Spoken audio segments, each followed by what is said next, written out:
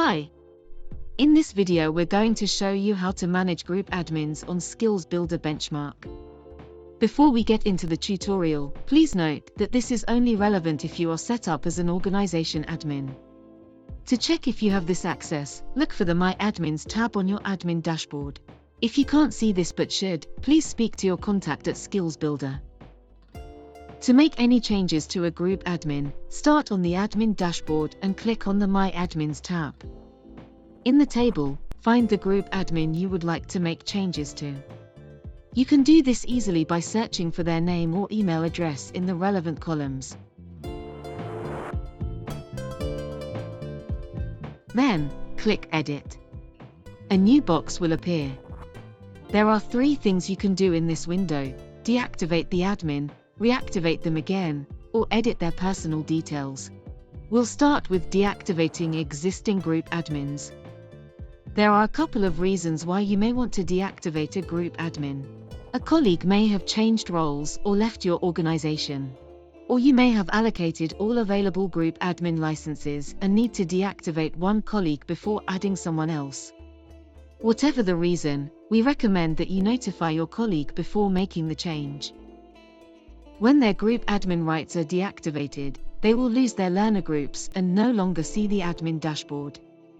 Their account will still be active and they will still be able to use Benchmark as a learner. To avoid losing visibility of the data relating to learners in their groups, be sure to reallocate their groups to another colleague before deactivating their group admin rights.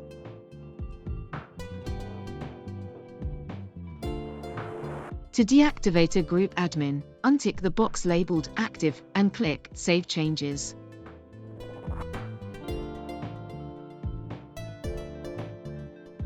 Back on the dashboard, you will still see the group admin listed in the table, however you will now see Deactivated in the admin status column. Now let's look at reactivating a group admin who is currently deactivated. This will reinstate their admin dashboard and learner groups, and will allow you to see their learners' data, as before. Again, there may be different reasons to do this. You may have deactivated a group admin by mistake. You may have a colleague returning to your team. In the Edit window, the box labeled Active will be unticked to show that they are currently deactivated.